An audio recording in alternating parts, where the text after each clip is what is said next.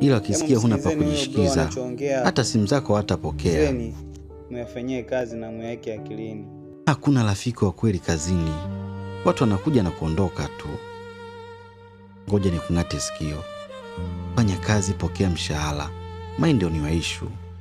Kazini hakuna shosti wala mwana kumweleza matatizo yako ya ndoa au uchumi wako. Wengi watakupa pole, lakini ndani wanaweza kufurahia nguko lako. Usiongee plani zako zozote za kimaisha eneo la kazini. Una mpango wa kujenga, kaa kimya. Unataka kununua gari mpya, kaa kimya. Acha wakutane na matokeo tu. Kuna vita nyingi sana eneo la kazi.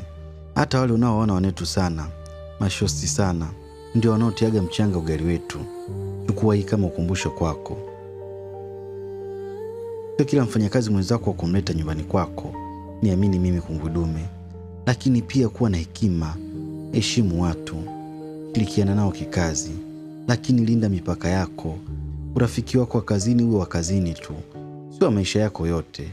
Na wakumbusha tu, kazi ni sehemu ya kutimiza majukumu, sio kujivua ulinzi wa maisha yako.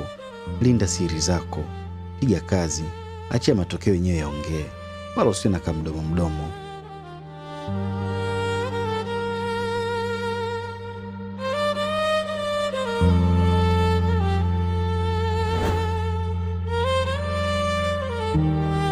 Ibra, the Don.